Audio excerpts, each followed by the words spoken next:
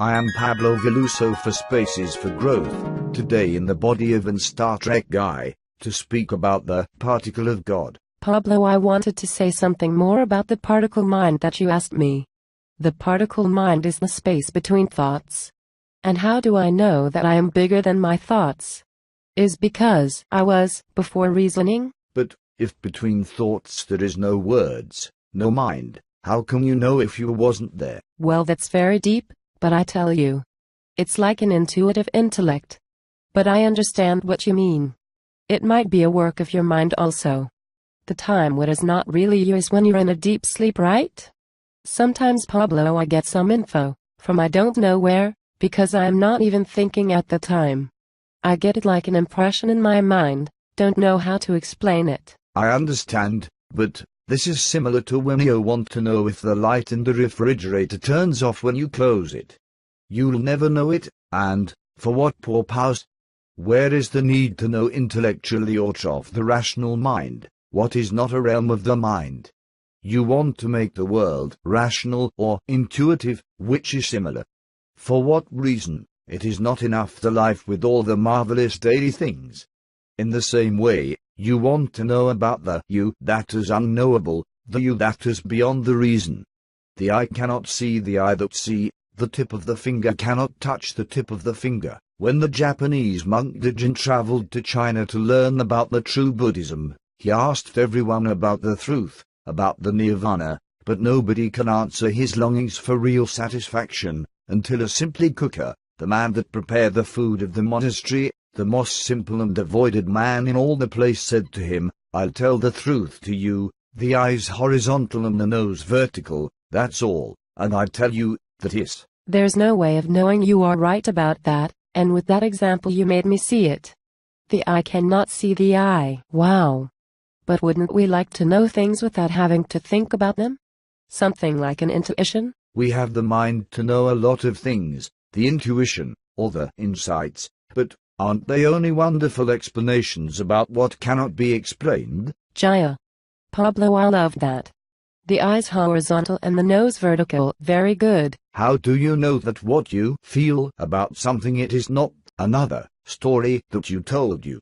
The Chinese says, if you try to explain the reality, you are like the person who tried to put legs to a snake. The snake needs legs.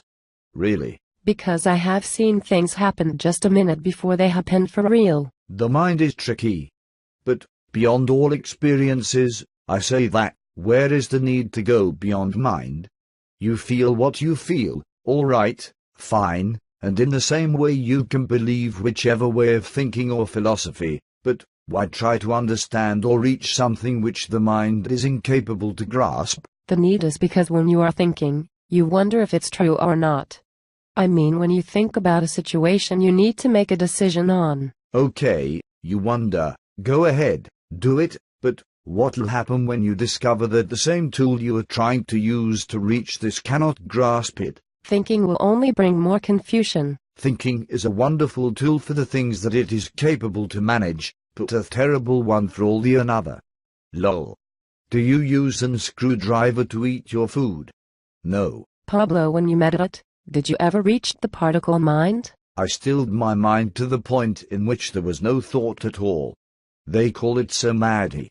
I was very still in that state, but even when I reached it every time, and the stillness in the mind continued for some hours, I realized that this was not enough for me. The problem was still there. What was the problem? Emptiness, unhappiness. Yes, emptiness, pain, anguish, phobia, depression, etc. In a time, there was a student that go to a Zen master, and the master told him, "I have a vessel with a little swan inside, but the swan is more big now, because he is growing, then. How can I take out the swan out of the vessel, without harming it? If I break the vessel, I lose a lot of money, because it's very expensive. If I leave the swan inside, he will die. What can I do?" The disciple thinked and thinked, day after day, until one day he come to the master and say to him, "Master, I have the answer. The swan is out of the vessel. You see?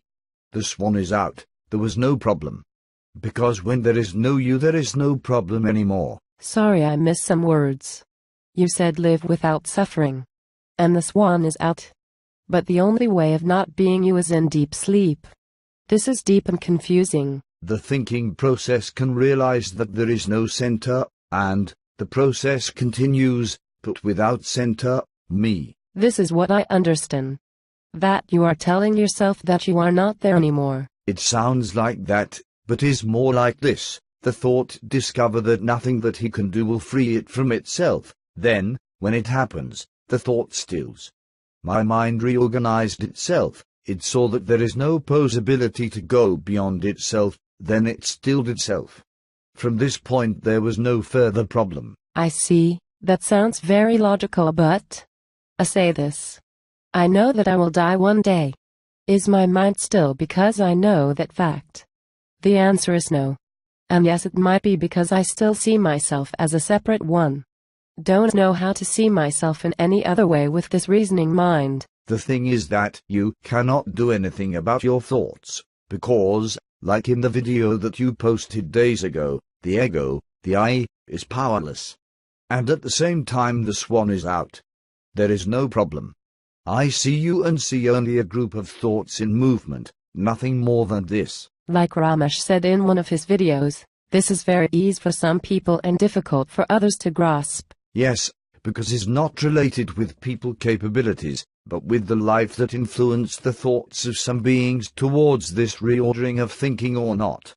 But the most important thing is, doesn't matter if it happened or not, the swan is always out. This is why the sage don't see illuminated people never. All the universe is all right for the sage. This is why he don't try to convert anybody. I understand, but it does matter as long as there is unhappiness, emptiness, depression, etc. Okay, but you have a problem, let's say. Anguish, depression, etc. You feel it, it hurts, you try by all means to solve it, but besides some isolated improvements, it's the same, you are always in the same old place. Then, maybe, the thought reorganize itself and say, hey man, this trying it doesn't work, and let go the effort to solve it forever, and there you are, the same old depression or anguish, but now you have one less problem.